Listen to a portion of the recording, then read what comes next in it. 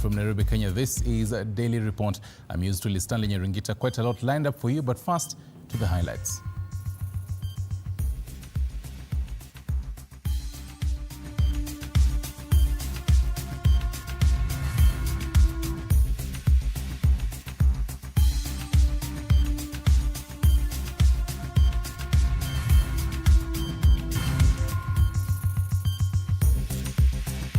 Tonight, Justice Mutumwa and Martin Mwau, who among the Mlolongo 4 abductees, died from multiple abdominal and chest injuries caused by a blunt object and strangulation respectively, autopsy reveals.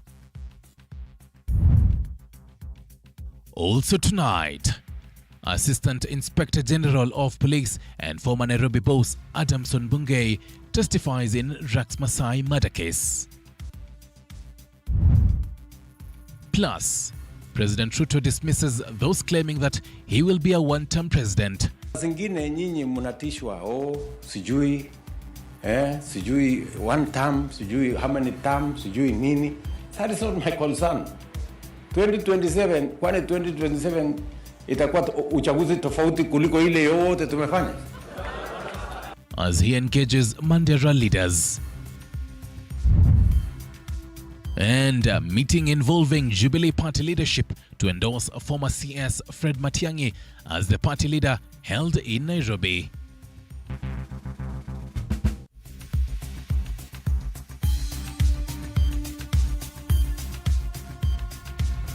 Ladies and gentlemen, thank you very much for choosing us. I'm used to Stanley Nyaringita. Now, tonight, even before we begin our bulletin, tonight we're going to be focusing on content creation. You're probably a content creator yourself on whichever kind of social media platform. We're going to be having the CEO of Kenya Film Commission, that is Timothy Owase, as well as a content creator, a comedian, Mbugi, for this particular conversation. Now, Justice Mutumwa and Martin Mwau, who among the Mlolongo 4 abductees, died from multiple abdominal and chest injuries caused by a blunt object and strangulation, respectively. This is according to the results of an autopsy conducted at the Nairobi City Morgue. And as Moigo William reports, the autopsy report reveals that the first body, suspected to be of Mutumwa, also bears defense injuries on the arms, indicating the deceased was involved in a struggle before meeting his death.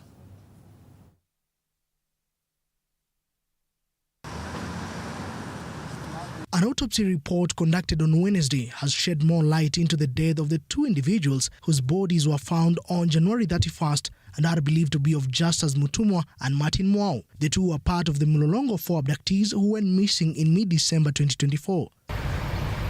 Leading the exercise was government pathologist Richard Otieno, revealing that the first body, suspected to be of Justice Mutumwa, had multiple abdominal and chest injuries caused by a blunt object. The most severe of those injuries were in the thorax because there was even bleeding inside the chest. It's what we call the hemothorax. Njoroge further revealing that the first body had more injuries on the arms and the wrists. Looked like there was a struggle because, you know, when you try to defend yourself, you will get what we call defense injuries on the arms and the wrists. Autopsy results conducted on the second body, suspected to be of Martin Mwau, revealing the cause of death was strangulation. The other main finding on the second body was injuries to the neck, and so the strap muscles of the neck, and so we came to the conclusion that the cause of death of the second body was manual neck compression. However, according to the pathologist, it will take a while before establishing the true identity of the bodies, as the two bodies had intensively decomposed by the time the post-mortem was done.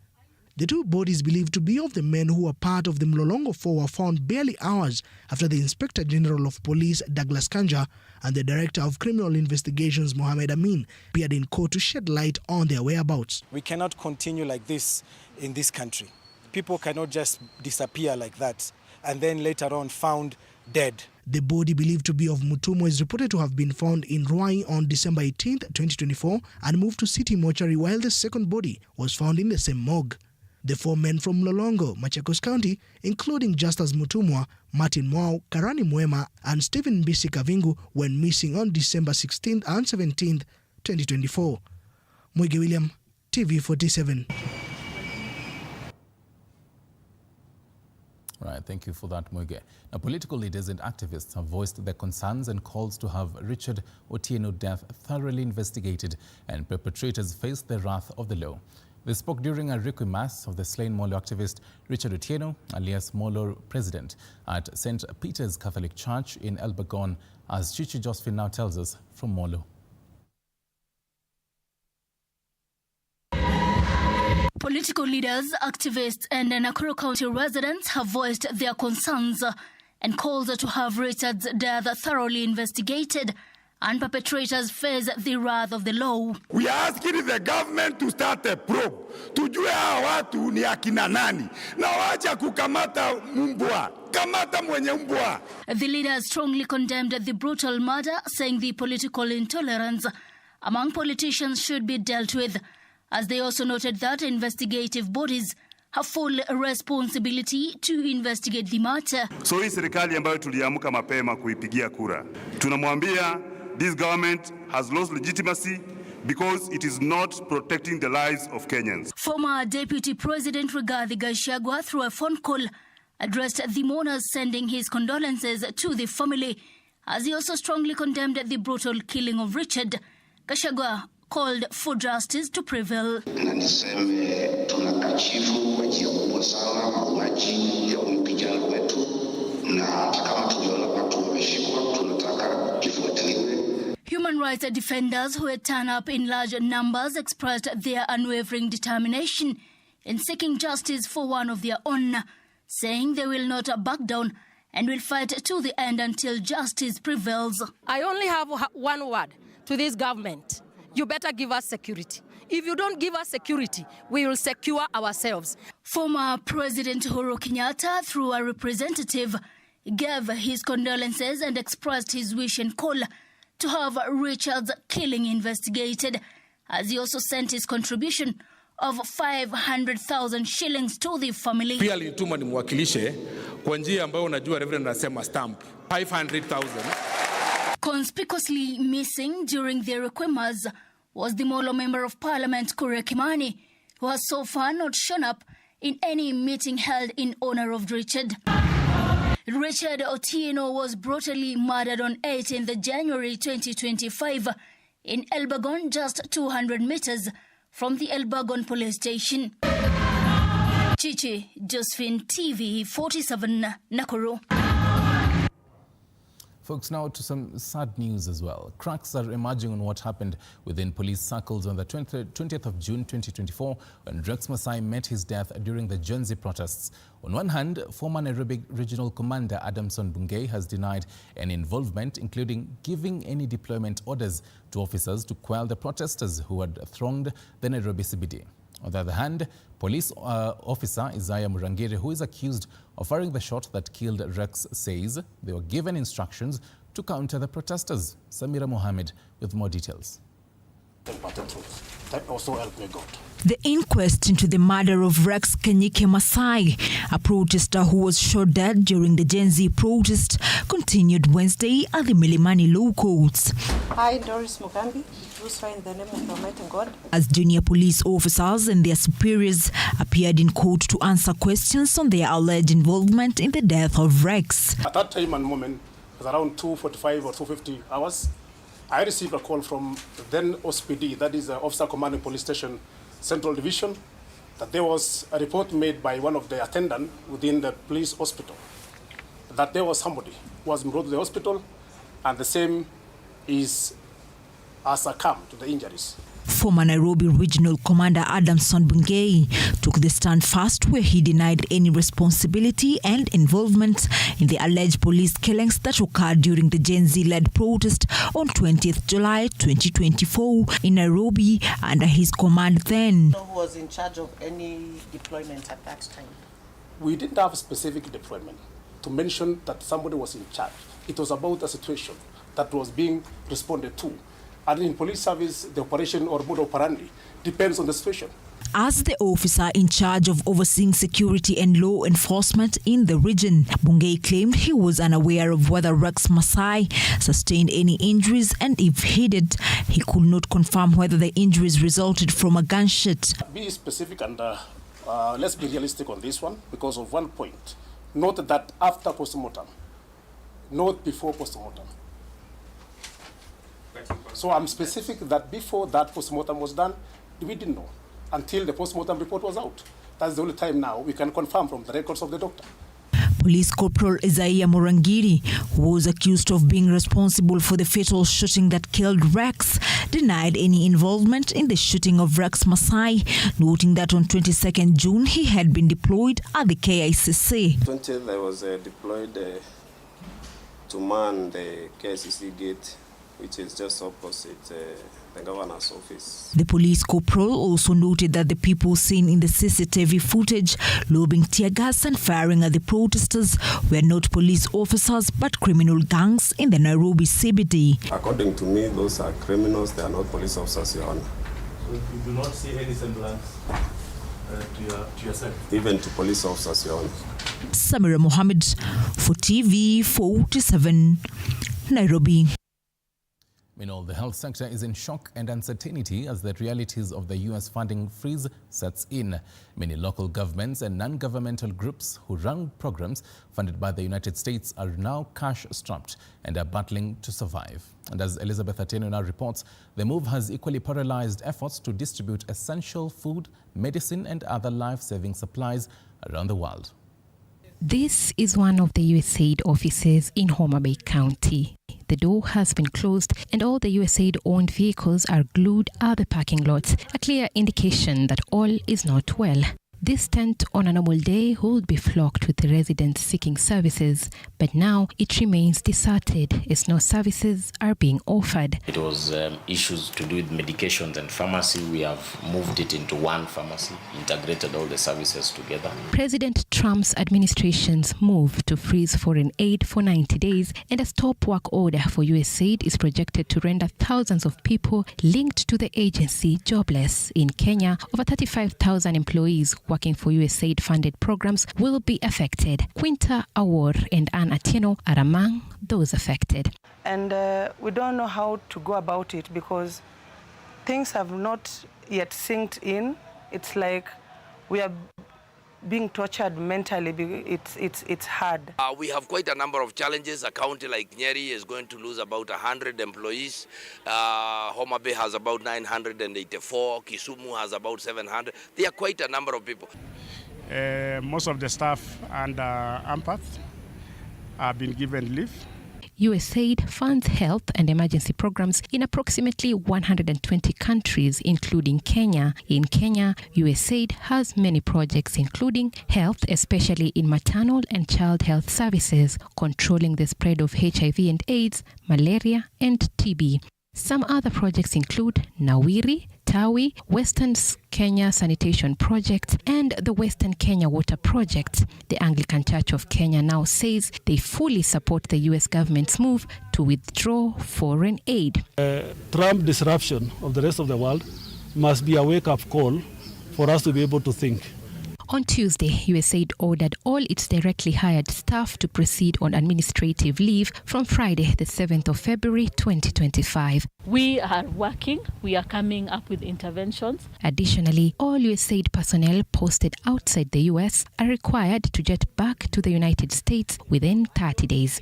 The agency will then terminate personal services contracts and institutional support contracts that are not deemed essential. The U.S. government's move to freeze foreign aid for 90 days will in no doubt affect the lives of over 1.7 million Kenyans in need of humanitarian aid, as well as jeopardize the health of over 1.3 million Kenyans living with HIV. When we are now making the new budget, we need to increase the budget for the Ministry of Health and see where we can get other donors for the same what USAID was doing. In 2023, the United States disbursed $72 billion of aid worldwide to cater for women's health in conflict zones, HIV and AIDS treatment, energy security, and anti-corruption work. Elizabeth Otieno, TV47. Right, and still on matters funds being freezed, tonight the Kenyan government says the move by the United States to freeze funds to the UN-backed mission in Haiti is largely insignificant. Prime Cabinet Secretary Musalia Mudavadi says the United States is just but one of the many contributors to the mission and that they will have to look elsewhere to fill the funding gap left by the US. George Maringa has more. I was requested by the President of the United States last year to provide Kenya's security diplomacy that is also legendary and known to support Haiti. And I'm very proud that even President Trump, with the new administration, supports Kenya's mission. That was President William Ruto on Sunday, 26th January 2025 in Nairobi at a church service. A day later, President William Ruto on X said that he had had a telephone conversation with U.S. Secretary of State Marco Rubio, where they discussed, among other issues, the United Nations-led multinational security support MSS mission in Haiti, with Ruto saying they agreed on a joint strategy to ensure the mission serves its purpose. Barely a week later, the United States government has informed the United Nations that it has frozen its contributions to the MSS in Haiti, amounting to about $13.3 million or 1.7 billion shillings. This was confirmed by spokesperson of the United Nations Secretary General Stéphane Dujarric. The government of Kenya has come out to its defense, saying that the mission is still a go. Now, there are many countries that are contributing. The US is one. It has contributed some money. It has contributed equipment. It has issued waiver. The U.S. government has, even after the pronouncement, there's been a waiver of support to the tune of $40 million. So that is not frozen. The amount that has been affected is close to $15 million. And this we have from a very authoritative conversation with the US. As we speak, we are also negotiating with the Dominican Republic, and we are about to sign an MOU, which would allow, if there are any injuries, they can then go across to the Dominican Republic for medical treatment. The sentiments were backed by Monica Juma, the National Security Advisor to President William Ruto, who said, and I quote, "It is true the U.S. contribution to the UN Trust Fund for MSS Haiti is on pause, affecting about $15 million in support. It is also true that the MSS mission is a priority and a beneficiary of the waiver. Meanwhile, there are sufficient funds in the UN Trust Fund for Haiti from other countries, approximately $110 million, to continue operations." Similar statements were backed by Foreign Affairs Principal Secretary Korir Sing'oei. Just hours after taking over of office on January 20th, Trump ordered a 90-day pause so that foreign aid contributions could be reviewed to see if they align with his America First foreign policy. The MSS, a UN mission, and China and Russia have opposed doing so. George Maringa, TV47, Nairobi. Thank you, Georgie, for that. Meanwhile, the Aga Khan spiritual leader of the Ismaili Shia Muslim community, Prince Karim Al-Husseini, who is known for his development work around the world, has died in Lisbon at the age of 88. The Aga Khan IV fused entrepreneurship and philanthropy in becoming one of the world's wealthiest hereditary rulers. His death was confirmed by Fayaz Nur Mohammed, the director of communications at the Aga Khan Development Network. No cause was given, a ban, cosmopolitan and often media adverse. The Aga Khan-born Prince Karim Al-Husseini rejected the notion that expanding his personal fortune would conflict with his charitable ventures. He said his ability to prosper complemented his duty to enhance the lives of Ismaili Muslims, a branch of the Shiite tradition of Islam, with a following of 15 million people in 35 countries.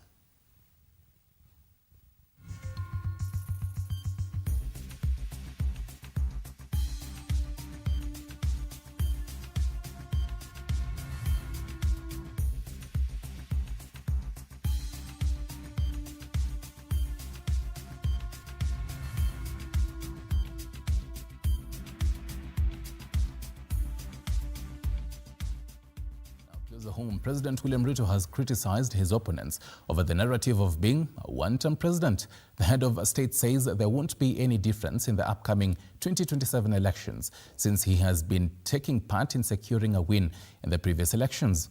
Ruto spoke while in his second day tour of the northeastern part of the country. Politics of securing a second term for President William Ruto took center stage during his second day of his tour in the northeastern part of the country. The head of state categorically criticized his opponents, who are of the opinion that he won't secure a second term.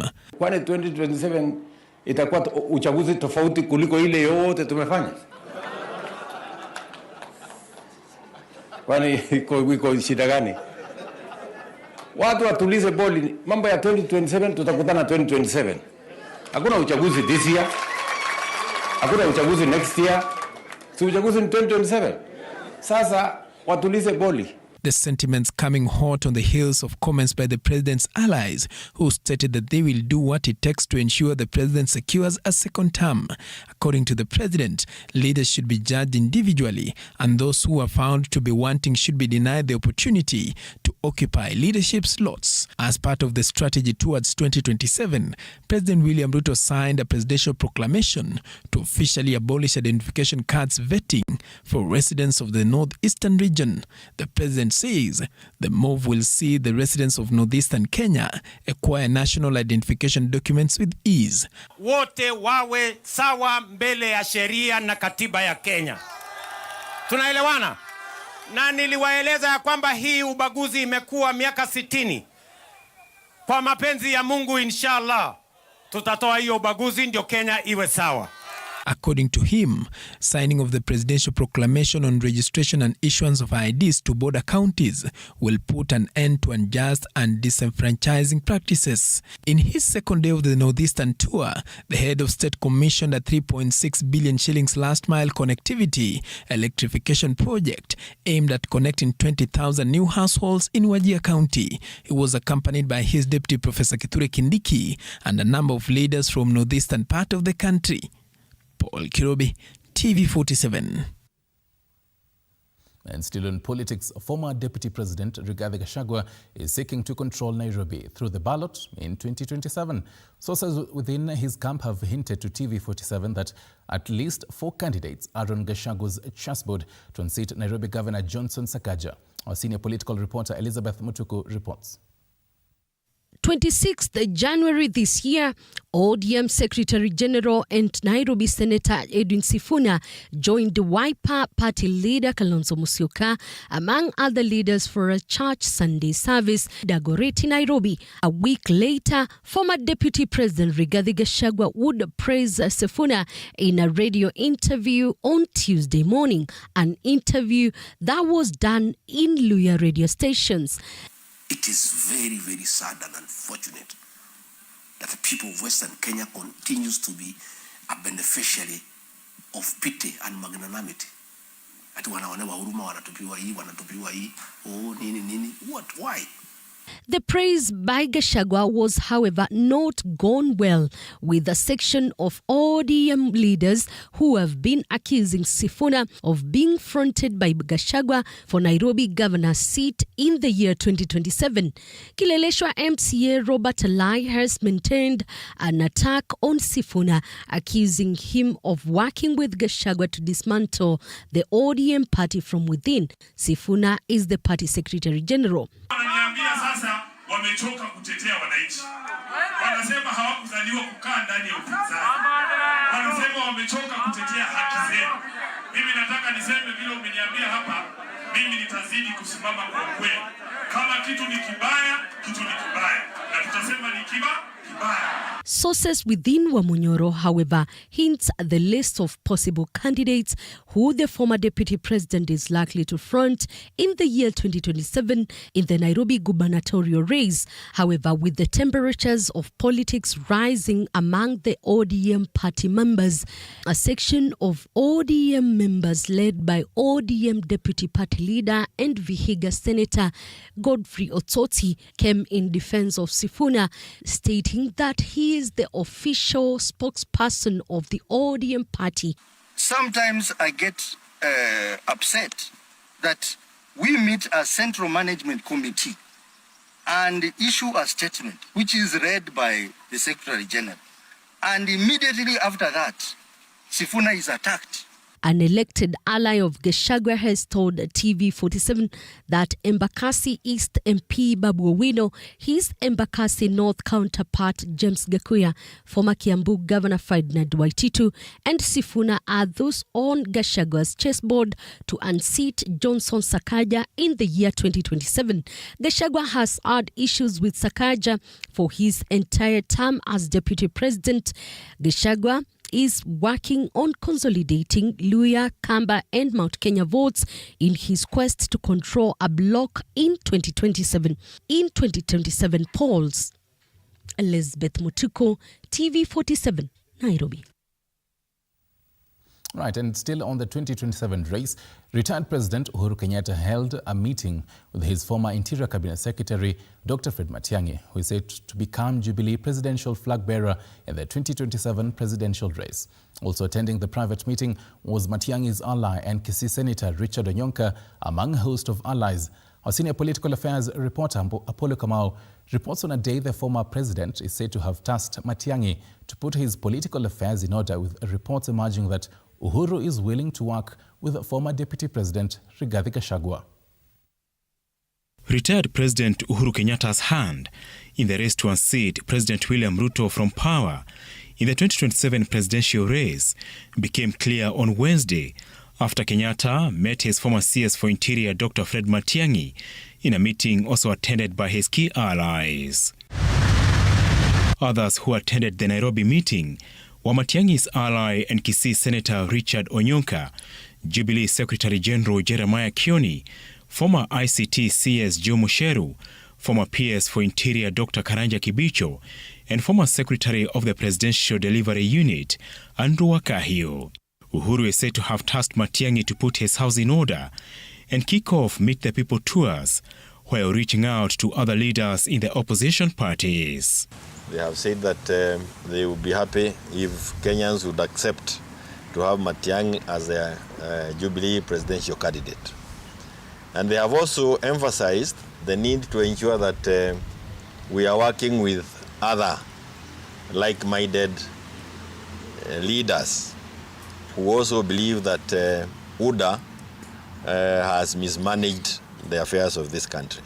The former president is also said to have prevailed upon opposition political parties not to rush in forming the much-awaited opposition super alliance until everyone is on board, with sources saying Uhuru is keen to work with former DP Rigathi Gachagua in the planned opposition outfit. Rigathi is also doing some commendable work.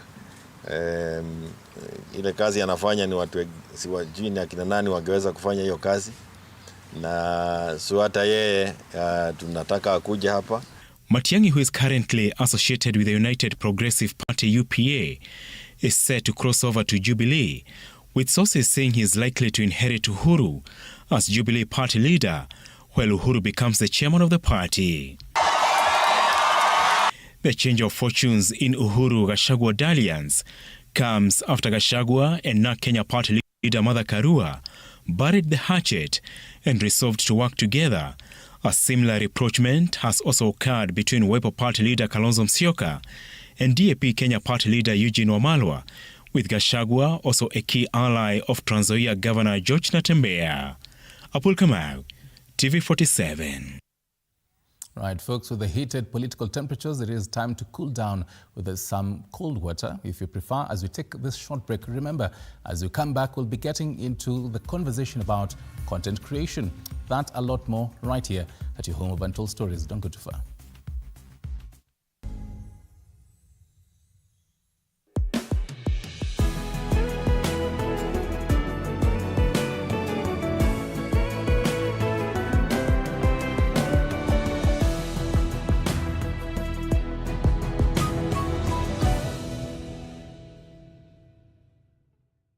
Are you ready to elevate your business game? As long as you're earning something, there's always that opportunity to save. And you start with where you are. Kama wewe ni mfanyabiashara, huwezi kaa bure, unajipanga taratibu vile inavyofaa. Join us each week as we dive into the stories of the world's most driven entrepreneurs. When you pay attention to detail, you get luxury items. The Grind, where business meets brilliance. Tune in every Monday at 7:30 p.m. because your business deserves the best.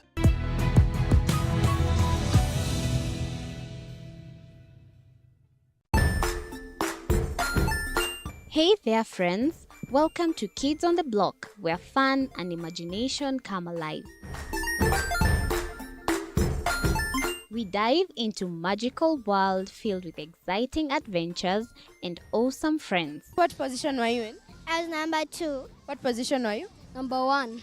He decided to cross the bridge by his house and look for food on the other side. We're going to do half cup of chocolate chips, and the other one, we're going to do half cup of the blueberries. So, grab your imagination hats and get ready to explore with us. Join us every Saturday at 9 a.m. for new friends, amazing stories, and tons of laughter. Join us as we explore the journeys of those who defy the odds and break barriers. We dive deep into the stories of triumph. Sometimes when parenting a child with a special need or whatever disability, family life becomes a bit complicated and you may end up raising the child on your own. Here, we inspire. I have a farm which one we showcase with other dyslexic youths and autism how to farm. Motivate. It's never easy, but what we do, the best thing is to work with another parent who has an elder child than yours. And break through the barriers one story at a time. Push your boundaries beyond the limit. Saturdays at 8 p.m.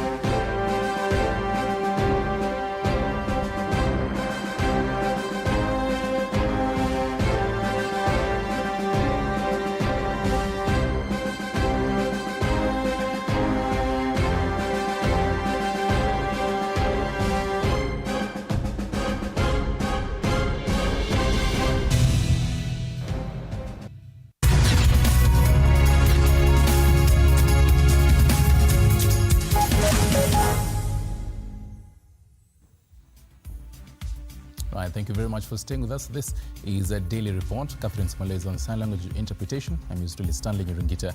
Still in politics, Deputy President Kithure Kindiki's recent visit to Nyeri County has opened a new political supremacy battle in the Mount Kenya region. Nyeri Governor Mutahi Kahiga, who has been Kindiki's fierce critic, now says he is not happy that his office was not notified of Kindiki's visit. Kahiga says this is a thinly veiled show of lack of respect to area leaders. Kahiga had earlier called out Kindiki for failing to visit the Mount Kenya region after becoming deputy president. Wakati mgeni kama huyo anakuja, tunapewa notice. Tunaambiwa the deputy president of Kenya, yule aliyechaguliwa na President Ruto, anakuja. Na tunajua, si ni kweli? Si ni kweli? Na kwa vile yeye ndio uko kwa kiti, sisi tunatumiwa program ndio tujue tutaingilia wapi. And meanwhile, President William Ruto's Kenya Kwanza government, through the Minister of Lands, Public Works, Housing and Urban Development, plans to launch more than 4,000 affordable housing units next month, which are of 140,000 units completed since the initiation of the project. Cabinet Secretary Alice Wahome says despite government collecting 65 billion cash shillings a year from Kenyans, plans are underway to build more than 800,000 units in 5 years, following challenges experienced before the start of the project. Mike Kagwongo reports. President William Ruto's administration has prioritized the housing program, targeting at least 200,000 houses every year. However, Kenya Kwanza government has so far constructed 140,000 affordable houses since the program started. I think previously the program was not streamlined. The construction, the procurement systems, because we must follow the law. And therefore, even to raise enough money, the beginning year, that is 22-23. The project was ultimately approved by the High Court last year, which made it possible for the government to take 1.5% of Kenyan salaries, which their companies would then match. Between 63 and 65 billion Kenya shillings per annum from the 1.5 that we are collecting from the employee and 1.5 that we are collecting from the employer. So that is 3%. But we'll be able to process sectional titles. So once you're done with your payments, then you get a title for your unit. The public will have access to around 5,000 affordable housing units by March this year, with rent-to-pay arrangements allowing Kenyans to pay between 3,000 and 7,000 shillings for a maximum of 25 years. President William Ruto inspected Wajir Township Affordable Housing Project Wednesday during his tour of the county. The president says he is determined to see the project succeed. And I want to promise you that we are going to transform this nation. I am focused on transforming this nation because a leader is not elected by a mistake. Mike Kagwongo, TV47, Nairobi. Right, thank you, Mike, for that. Now sit back, relax, and listen to this. Imagine losing your mother and brother in 2 consecutive years and getting diagnosed with cancer the preceding year. And when you begin treatment, which is normally expensive, you lose your eyesight due to the side effects of the medication. Well, this is the lived experience of 34-year-old Geoffrey Kariuki, who shares his story with our health reporter, Elizabeth Otieno. The gentle breeze rustling through the leaves creates a tranquil atmosphere in Kiserian, Kajiado County. Here we meet 34-year-old Godfrey Kariuki, who resides in this hushed forest where only the occasional birds break the deafening silence. It might be a silence that depicts absolute solitude, but Godfrey's story screams of resilience amidst adversity. His tribulations began in the year 2016 with a mere headache, which turned out to be a blood clot on the right side of his head. So, wakani advise after 24 hours nikuwe nimefanyiwa operation ya kichwa sababu hiyo clot imeenda kuguza brain yangu. But even after the surgery, the pain did not fade away. After the headache, his right leg began swelling and turned yellow. He had a surgery, but the condition persisted. Pelekwa utispan, natolewa damu every morning for a whole month. Abdi sasa alikuja asubuhi moja akaniambia, Godfrey, sasa tunataka kupima kipimo yako ya mwisho. This will be your last test yenye tunataka kutoka kwako ya damu. Katoa damu, kaambia is okay. Katoa damu, akaniambia itapelekwa Kenyatta National Hospital Nairobi, na hizi results zikikuja, hizi results zakupea ruhusa ya kutoka huku. And when the results were ready, Godfrey received the earth-shattering news that will forever remain engraved in his memory. Na waka-confirm Godfrey, I'm suffering from leukemia. Leukemia is a type of cancer that affects the blood and the bone marrow, causing the body to produce abnormal blood cells. The disease is characterized by bleeding and bruising, bone pain, fatigue, fever, increased risk of infection, swollen lymph nodes, enlarged liver or spleen, weight loss, and tiny red spots on the skin. Sigeweza kujikubali. Ndishukua muda mrefu sana. Sababu nilikuwa na very bad information.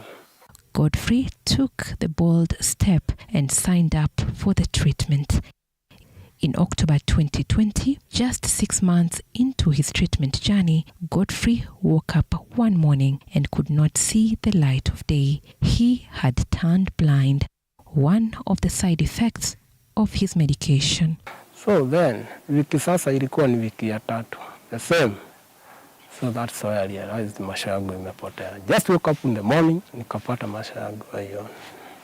It is then that he realized that his life had taken a fresh twist. The blood clot in his eyes greatly affected Godfrey's emotional and psychological state.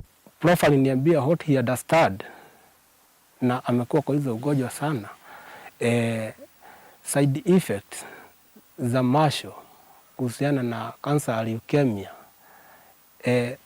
macho ikipotea iwezi rudi tena. So nilianzia counseling hapo. 1 year later, he regained his sight, but the financial burden that came along with the treatment was too much for Godfrey.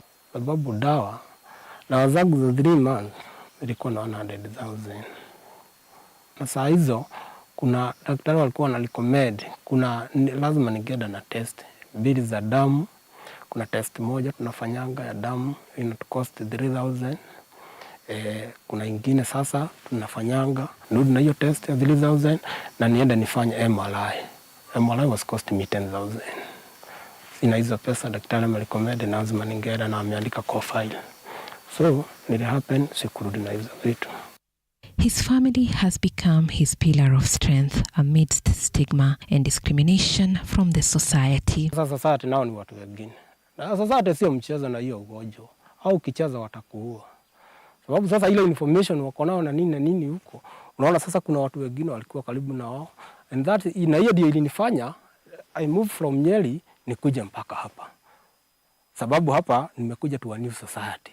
But even amidst the challenges, Godfrey stands tall to tell his story, hoping to inspire the over 39,000 people diagnosed with cancer every year.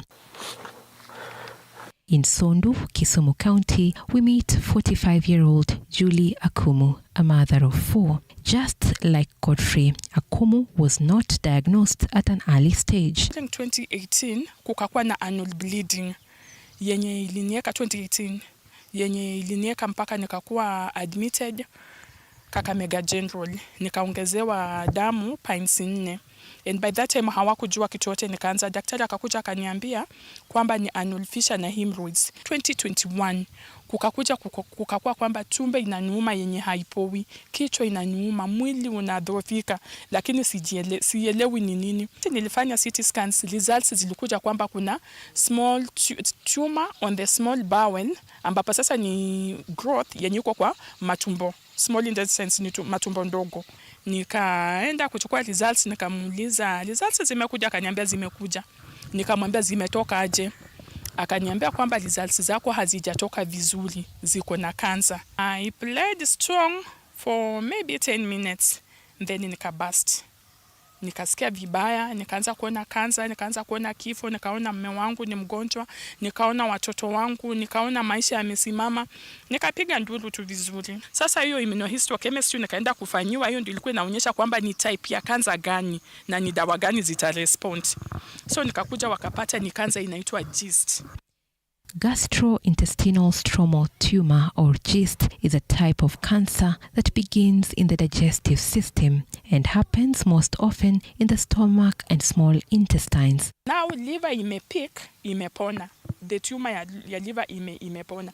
Na ya stomach imeresist dawa. Increase from the centimeters, zinapimwa in centimeters. So increase mpaka imeshikana na spleen. Nikakuja nikaambiwa they will increase the dosage to 6. Now I'm from 4 to 6. Na unajua hii 4 unamuka uso imefura, unamuka maybe running stomach, unamuka you have chills, pneumonia, and now they are adding some drugs on it. So they are adding more side effects. Just like many cancer patients, Akumu has decried the high cost of cancer care. For instance, nimewenda clinic Nairobi, hata nimekuwa huko last Saturday. It's expensive. Unataka consultation fee, unataka fare, unataka chakula bucket home, una mume mwenye ana provide, mume mwenye aliprovide, pia yeye alikufa. So it's not that easy. Godfrey might be suffering from leukemia and Akumu diagnosed with GIST, but these two have a lot in common. Despite them being cancer patients and farmers, they also bear a story of resilience and hope. And for them, courage does not always roar. Sometimes, courage is the quiet voice at the end of the day saying, I will try again tomorrow. And so, as the sun deepens into the horizon, they hope for a better tomorrow. Elizabeth Otieno, TV47. Thank you very much, Elizabeth Otieno, for that. And as she rightfully puts it, even for the cancer patients, hoping for a better tomorrow. Folks, another group that also hopes for a better tomorrow are content creators. You're probably out there and you're a content creator. You probably just started today. You have 5 followers, 50 followers, 1 million followers. You are in this bracket. Well, even if you also share memes, however that helps you, we are definitely talking about that for you. The art of making money in content creation. And this evening, we're joined by 2 esteemed gentlemen who will be helping us understand this. From the Kenya Film Commission, he is the Chief Executive Officer, Timothy Wase. Karibu sana. Thank you. Thank you for coming, looking sharp, sir. Asante. And I am Kabugi is his name, not the real ID name as well. Kennedy Kabugi it is. Yay. Karibu sana. Nashukuru. And also, even for sticking around from Ufeneke up to here. Yeah. I'll start with you on this conversation because you are the content creator here. You definitely have your following over the years. Walk us through how much the costs that you incur when you are making your content, just for a day. I'll average that to around 10K. Okay, can you break it down? Let me try break it down as basic as I can. Mm-hmm. Assuming I'm having a shoot off my place and I'll use probably petrol around 1,500 to 2,000. Okay. I have the ladies or probably guys that I'm using on set. Right. If at all it's a reel I'm doing, I'll have to pay them. I'll average that to around 2K, 3K at the same time. Individually for the... Yeah, because you know, there are guys who are traveling as well. They're using Uber. You'll have to cater for that as well. Mm-hmm. And an addition of eating the lunch those guys will take. Right. So I'll average that to around 10K when I'm having a shoot day, that is. For one day? Yeah. Is that easy for you over the years? Is it... how do you plan for that?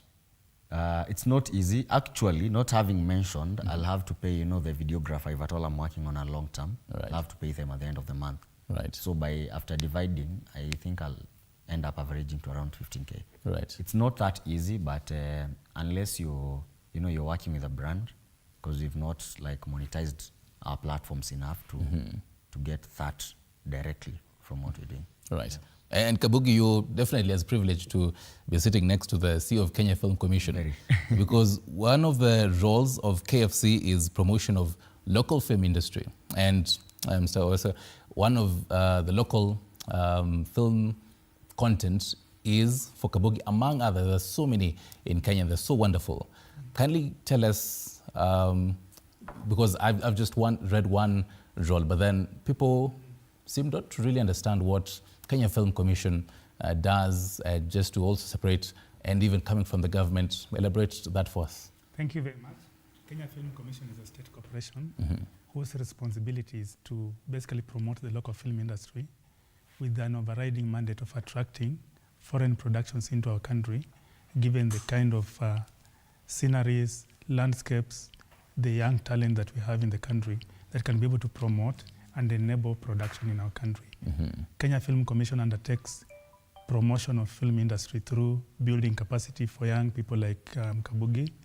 It also provides a platform for content creators to really market their products to the international world and build capacity as far as entrepreneurship for them to be able to actually achieve their intended target as far as production or storytelling is concerned. So in overall, we are an institution that is industry facing, based on the fact that we would like to see storytelling turning out as one of the key elements of job creation, wealth creation in our country. When you look at the bottom-up economic transformational agenda, you find that job creation is very key to the Kenya Kwanza government. And we as Kenya Film Commission, we hold that spot where we can be able to employ so many people in this particular industry. And we believe that most young people like him, as you can see already on this set, the two of us are wearing a tie, but him is not. It's not by design, but that's how it is.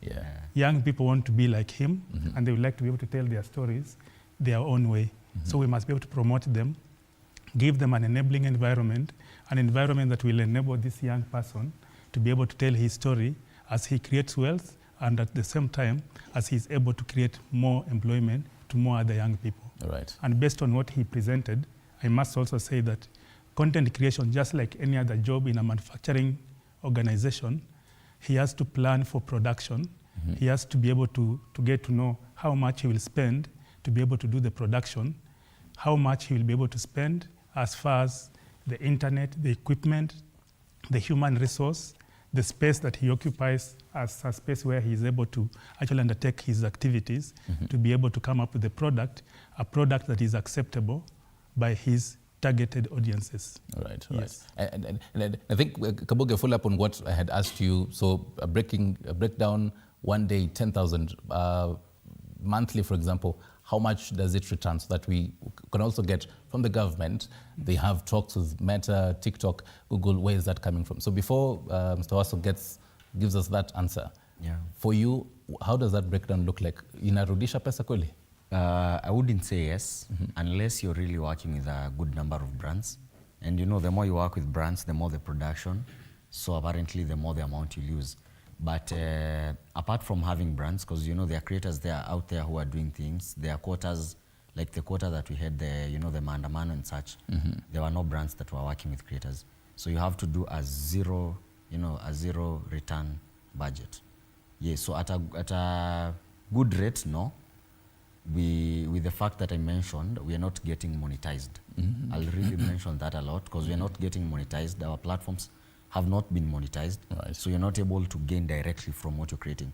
Whatever I create on a daily, whatever you find on the internet that is funny that I do on a daily, is just for entertainment. A good part of it is just for entertainment, doesn't have a return. All right. So because now, even as you come in on that, he talks about really monetization. Kindly tell us the progress of this particular.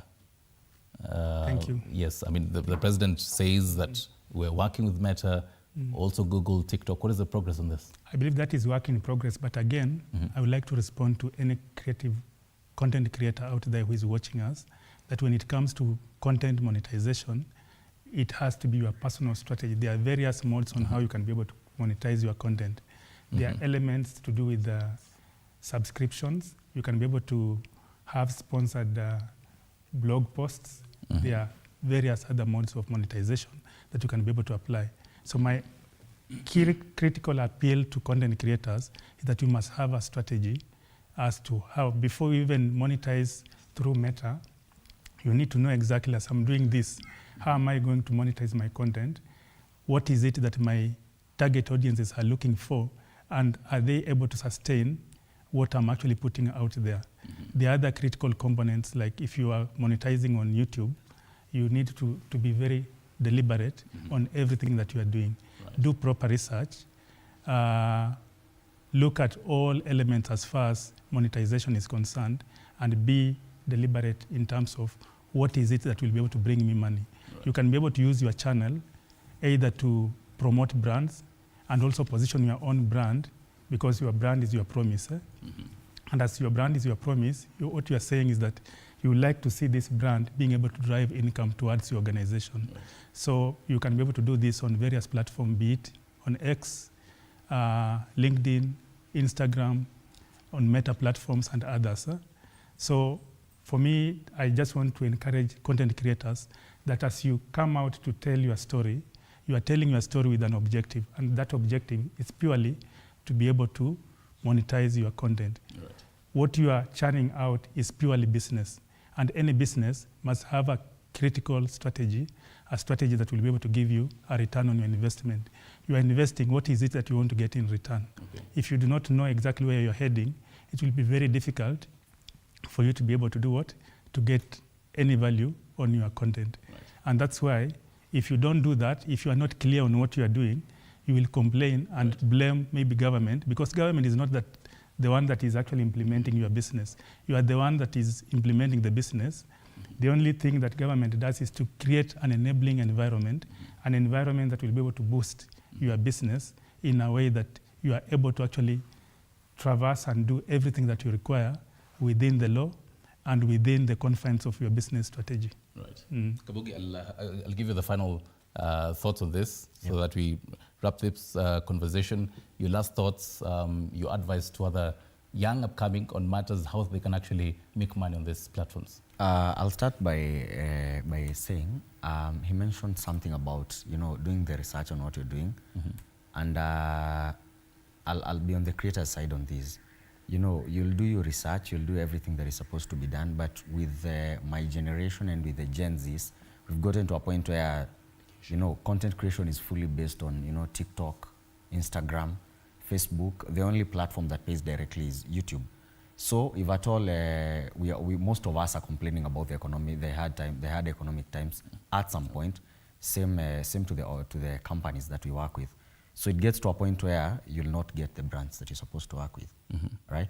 So to some extent, we're not complaining, but I think, as you mentioned, the government, the Kenya Kwanza government as well, they promised us, and they've also come in during a time where TikTok, during a time where Instagram, during a time where Facebook is what we're fully depending on. Right, and that bit of the promises by Kenya Kwanza government, we're not done with the interview.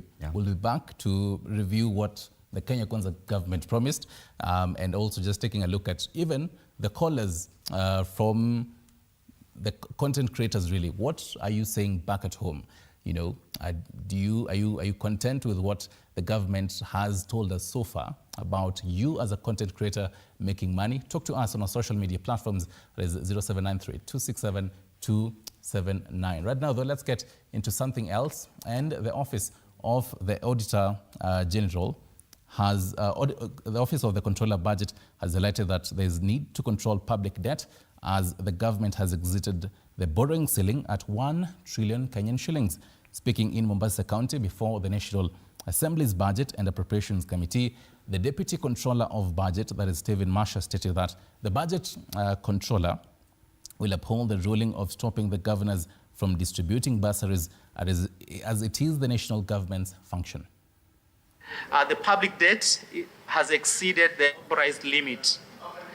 The public debt, as we speak now, stands at, as of end of this quarter, stood at 10.79 trillion shillings and was 67% of the country's GDP.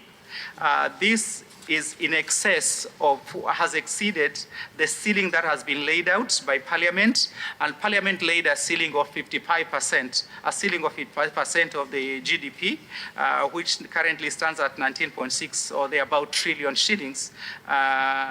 From the figures, we note that ceiling has been exceeded. Once you've asked a requisition to pay 5 vendors, that requisition at the point of approval, automatically the money goes to those vendors, the individuals you want to pay. So that's part of, I'm just alluding to your earlier comments on that diplomatic tip you referred to.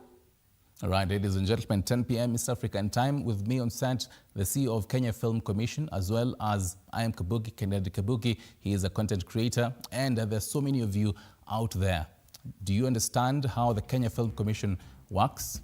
As a content creator, are you happy with what the government is doing? Do you have burning questions that you want to ask? Throw them in. 22047 is our SMS number. Call in live as well, 0795 045 864. After this short break, we'll be back with more.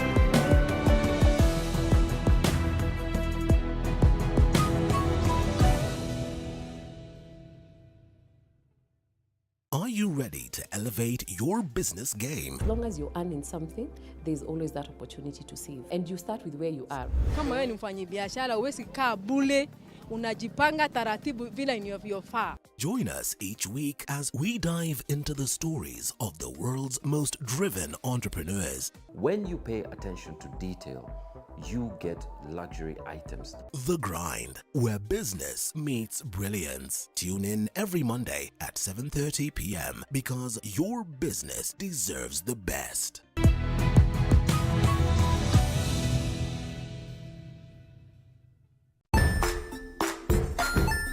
Hey there, friends. Welcome to Kids on the Block, where fun and imagination come alive.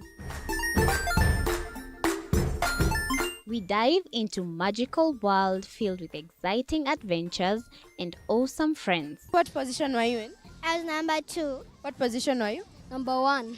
He decided to cross the bridge by his house and look for food on the other side. We're going to do half cup of chocolate chips, and the other one, we're going to do half cup of the blueberries. So, grab your imagination hats and get ready to explore with us. Join us every Saturday at 9 a.m. for new friends, amazing stories, and tons of laughter. Join us as we explore the journeys of those who defy the odds and break barriers. We dive deep into the stories of triumph. Sometimes when parenting a child with a special need or whatever disability, family life becomes a bit complicated and you may end up raising the child on your own.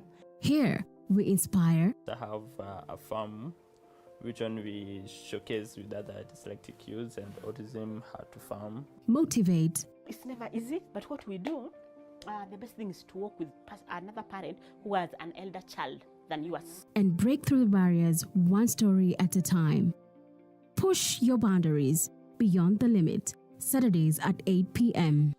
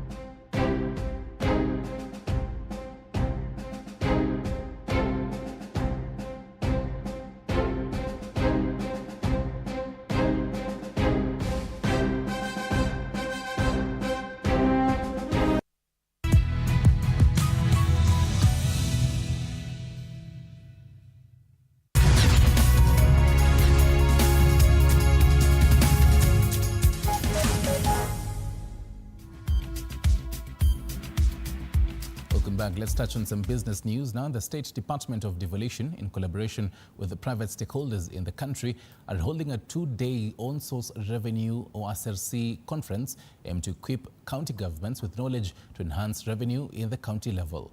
According to State Department for Devolution, that is Principal Secretary Teresia Mbaika, noted that the conference convenes leaders in governance and finance to deliberate on innovative ways to achieve financial independence in county governments and reduce reliance on national government transfers. Kenya ICT Authority CEO Stanley Nyaringita, called on the 47 county governments to embrace technology to increase revenue.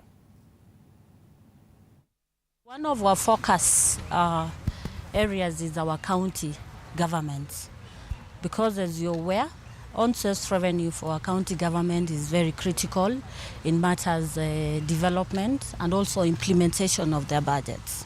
So we are here to learn from each other. We are here to learn from the leaders in this space on how the county governments can improve on their on-source revenue. Treasury is contemplating a centralized system, as also the ICT Authority CEO just mentioned. We would love to play a role there, because there's no point in reinventing the wheel. We have the technology, we've learned a lot of things that can be passed on to benefit other counties. Eventually, this will benefit Kenya in successfully implementing the devolution model. So we are encouraging the county governments to really adopt technology, but we continue to underscore the importance of an integrated system, because the same citizens that are paying taxes at the national level are the same citizens that are paying taxes at the county level. Meanwhile, the Central Bank of Kenya has cut the central bank rate, that is CBR, in a move to enhance credit accessibility and spur growth in the private sector.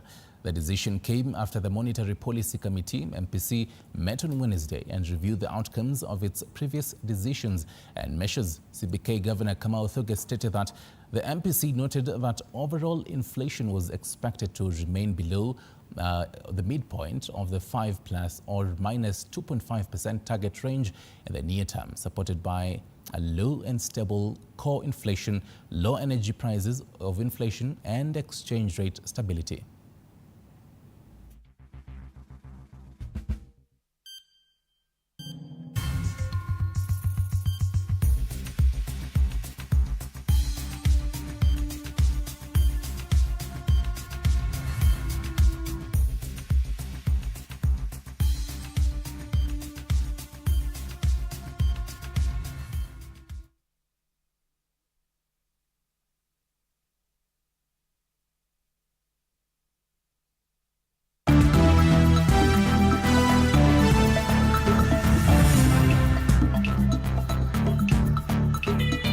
Sports News brought to you by Maybets.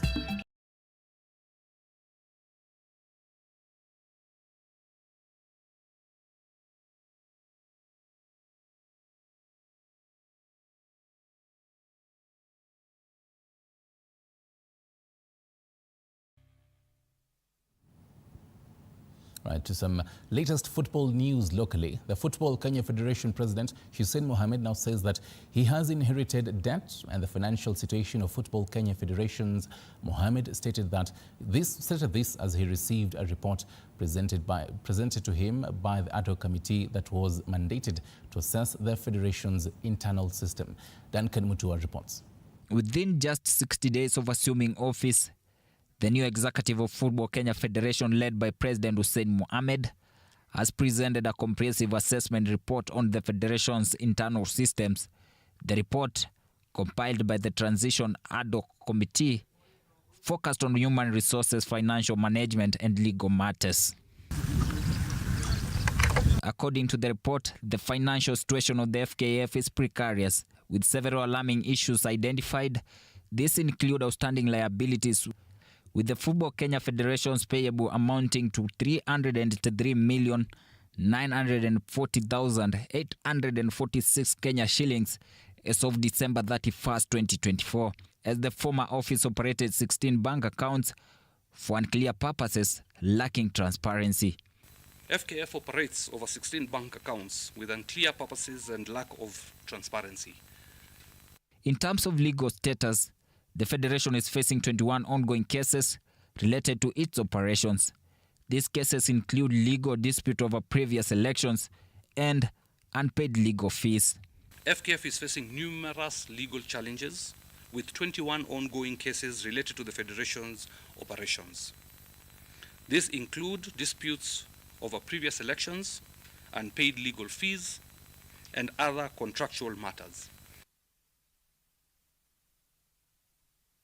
Meanwhile, this recent video captured during a match between Migori Youth and Nairobi United has raised concerns about the state of refereeing in Kenya. Stakeholders are particularly worried about issues such as hooliganism, corruption, and bias. Referees face significant challenges including allegation of bribery, match fixing, and lack of professionalism. There's allegations of corruption and bias. Referees face significant challenges such as allegation of bribery, match fixing, and a lack of professionalism. This has severely tainted the image of the sport. The most crucial findings from the report highlight significant gaps in FKF human resources system. These include the absence of human resource policy, potential fraud contracts, and salaries dispute, as there is no defined salary structures within the federation. Lack of HR policies, and FKF, we realized, does not have HR policies and procedural manuals, leading to inconsistencies and inefficiencies in recruitment, employment contracts, and payroll management. Duncan Mutua, TV47 Sports. And meanwhile, the defending national volleyball champions, KCB, take on Kenya Defence Forces on Friday afternoon in the inaugural Kenya Cup volleyball tournament at Nyayo Stadium. The Japhet Munala-led side is expected to be bolstered by the return of star player and last season's MVP, most valuable player, Juliana Namutira. The champions have been paired in Group B alongside rivals Kenya Pipeline, Kenya Defence Forces, and Kenya Army, with the 5 months long event aiming to nurture talents and elevate volleyball in the country. KCB currently sits in the 5th position behind Kenya Pipeline, Prisons Kenya, Detectives DCI, and Postbank. Na injured for 2 weeks, akisa nimerecover, nimekuja tufanye mazoezi pamoja na hii league tutachukua. Last two league matches that we played very well, and we are hoping to build on that for as we meet KDF in the Kenya Cup. We have the return of our left attacker, Juliana Namutira, who's going to boost our attacking offense on the net, and he's going to boost the team very well for this coming first match in the Kenya Cup. And finally, a battle of titans is set to unfold this Saturday as top athletes in Kenya will be competing in the Athletics Kenya National Country Championships scheduled to take place at Eldoret Sports Club in Uasin Gishu County. Organizers of this prestigious competition, led by the local organizing committee chairman, Abraham Mutahi, say that preparations to host the national cross-country are almost over, with 3 days to the main event. This will be the third time Eldoret City will be hosting the National Cross-Country Championships after 2019 and 2022. Athletes from Nairobi, Nyanza, Western Coast, and Rift Valley will be participating in the championships. Kenya Defence Forces, Kenya Police Service, National Youth Service, Kenya Wildlife Service, and the Kenya Forest will also feature in the cross-country. This event also is a build-up, as you all know that we are all heading to Tokyo for the World Championship, and it is an event that after this one, it ushers in the other events for the track and field, which starts immediately after this one. So it's a 2-kilometer course, which is going to be really viewed from every corner. So the technical team is working on the ground, and we are ready. That's what I want to say. We are ready. That's what I want to say. I think the technical people who are going to be officiating during that day have been identified. National technical officials who have really officiated all over the country. So we are ready. The entries have been done. We closed entries yesterday on Tuesday midnight, and now we are ready. The start list is being worked on, but we want to assure the public that we have a gallery of stars. Cross-country stars will be here.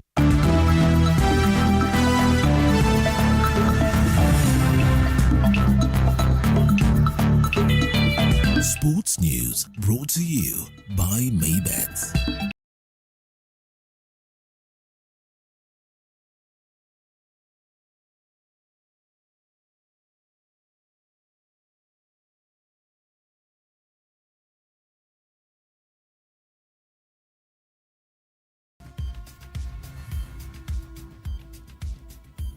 Right, thank you very much for sticking around. This is the Daily Report, and we continue the conversation we're having mid-bulletin on matters money-making in the content creation, particularly in Kenya. As content creators, how can we ensure that they are actually seen across the continent, across the globe? And the gentlemen that have been with us graciously, even as we continue, Timothy Wasa, he's the CEO of Kenya Film Commission, as well as Kennedy Kabuki, commonly known as I Am Kabuki, comedian, content creator, and so many other hats that he has. And gentlemen, we have definitely discussed quite a lot, and just starting on the background of this, how much, Kabuki, you started telling us how much even in a day, and you're even comparing how much you put out there and versus how much even comes in, also telling us what the KFC as well does.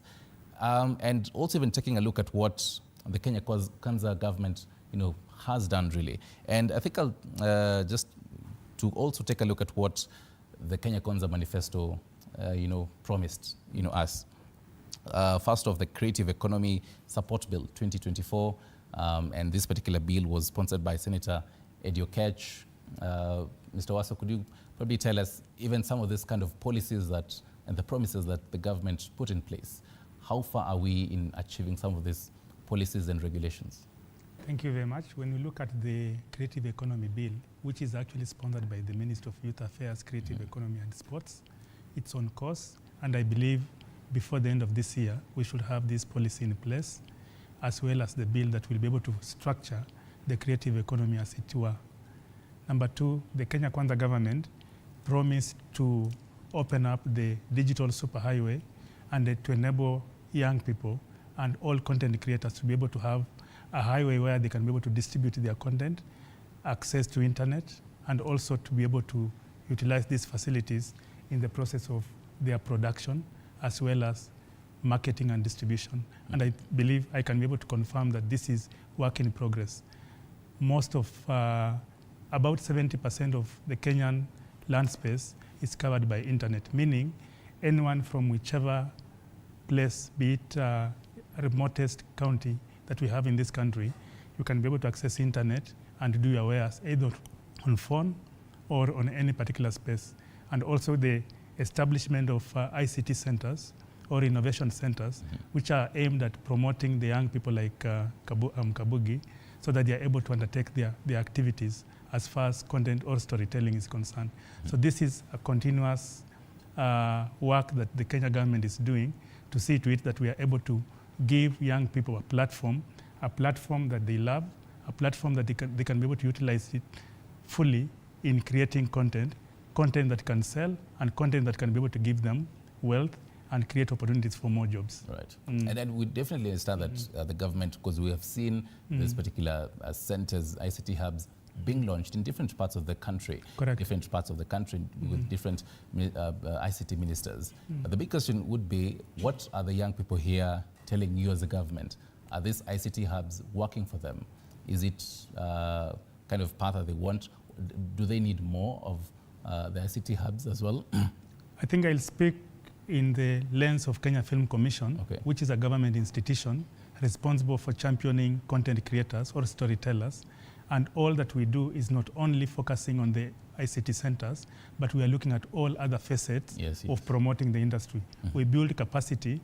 We like to see to it that young people who are involved in this storytelling, they also have entrepreneurship skills, that they are able to understand whom are they addressing and how are they addressing these specific target audiences.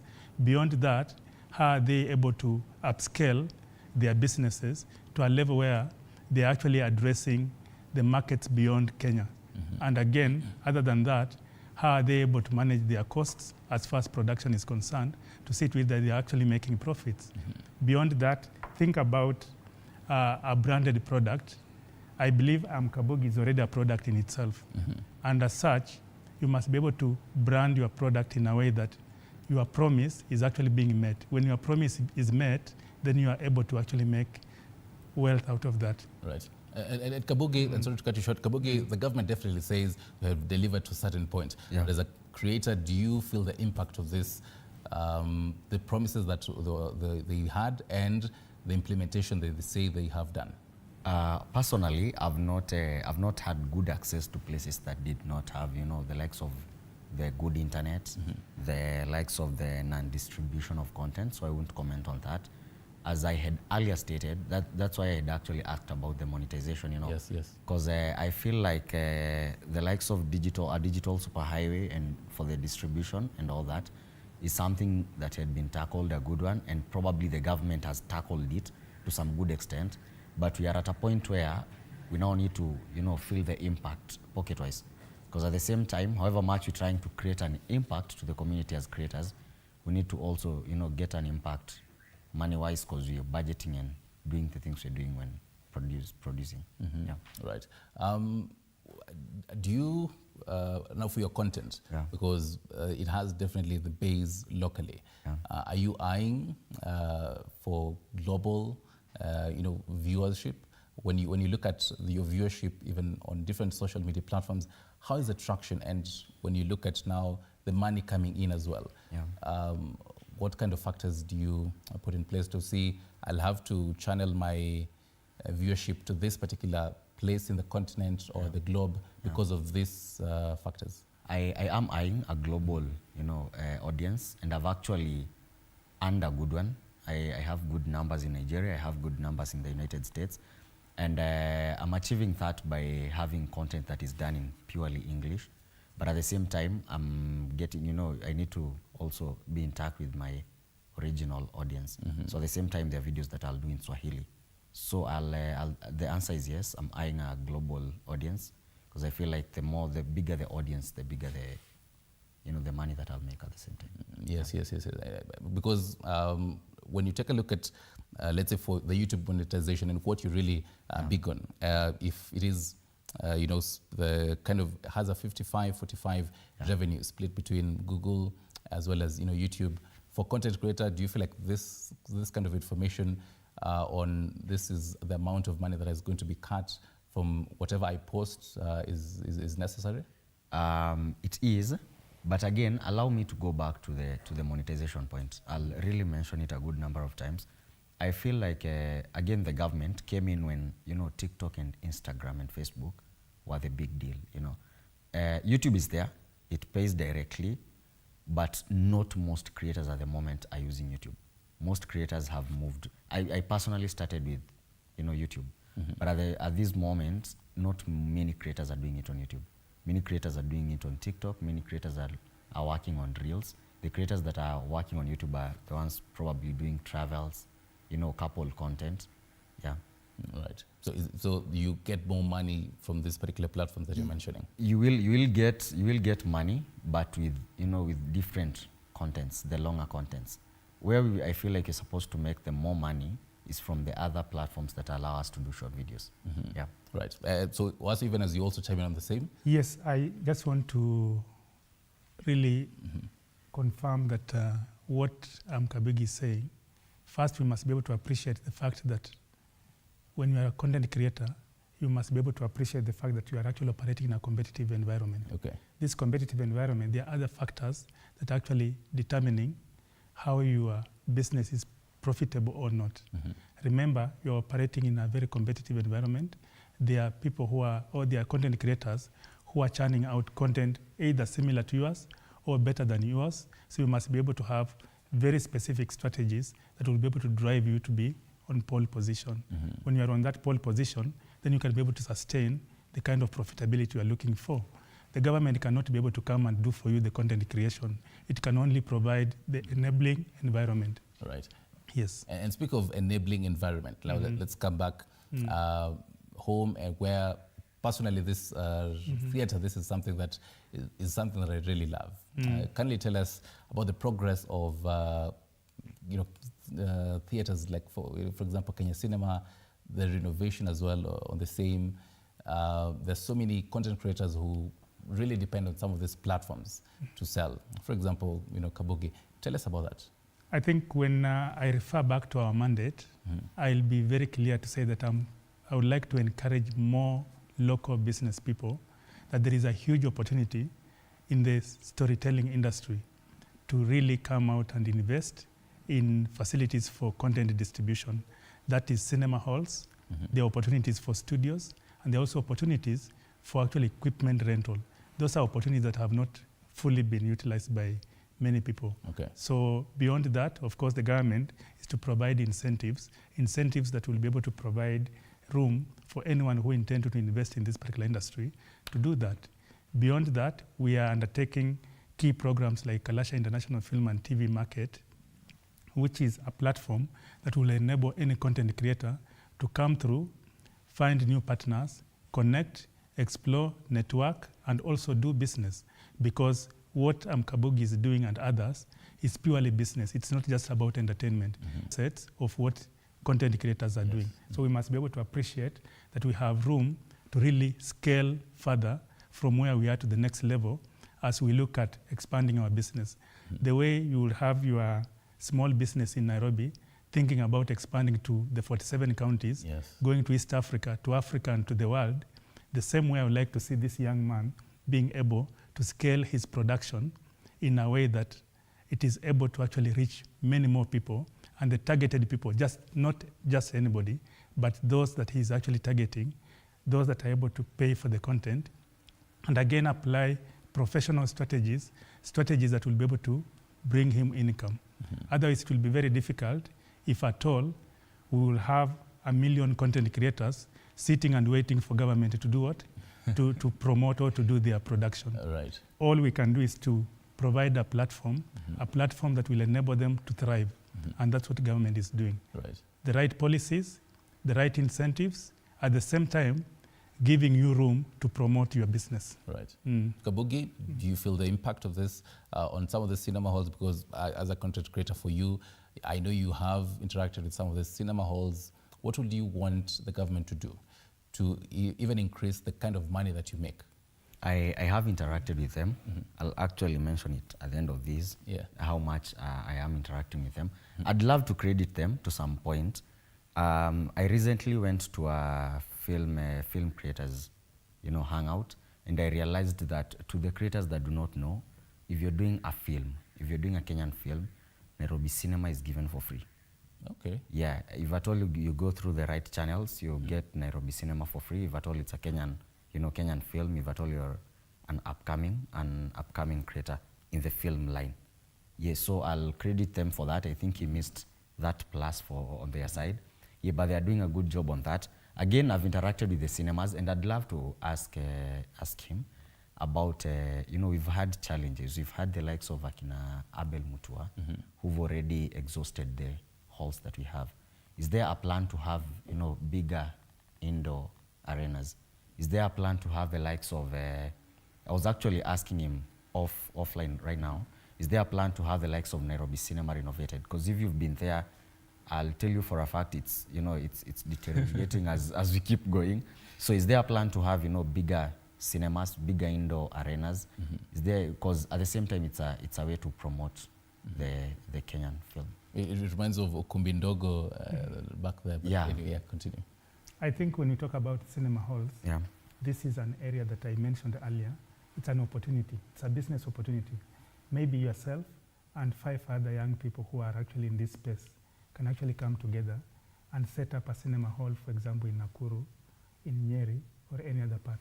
And also just to remind us, Kenya Film Commission is currently setting up what we call film hubs. Okay. We have a functional film hub in Nyeri, a functional film hub in Bomet, and we are shortly launching another film hub in Migori. Right. The intention is to have film hubs across the country to a level where any filmmaker or any storyteller can be able to get to these film hubs, utilize these facilities for free.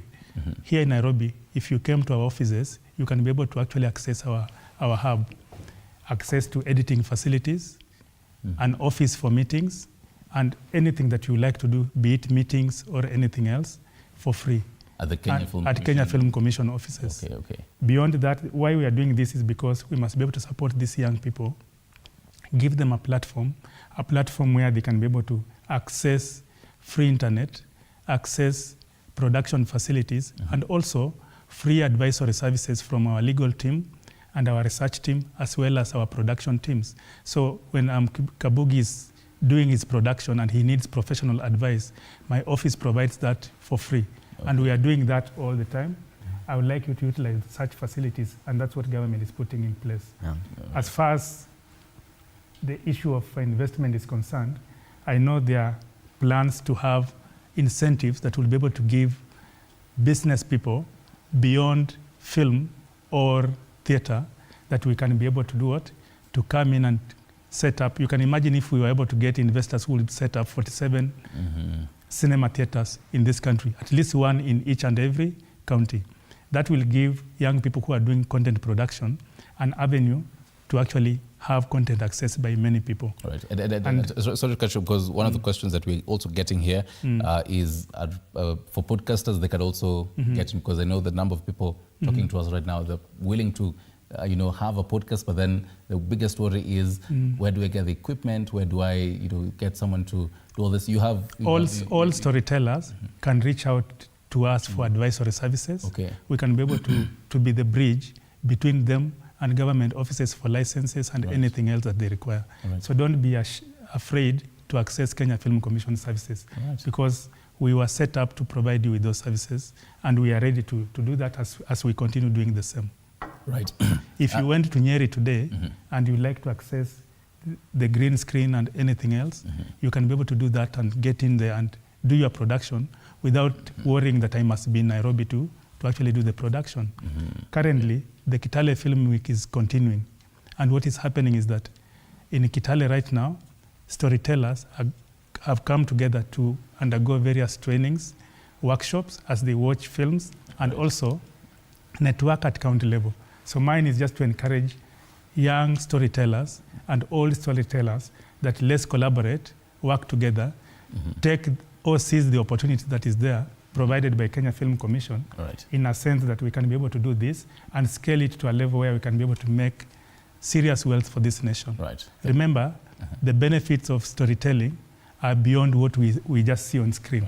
We can be able to create jobs, brand our country, promote cohesion, and also integrate our people. So let's do this together. Thank you, Mr. Oss. I'll take that as your final thoughts. Kabugi, briefly?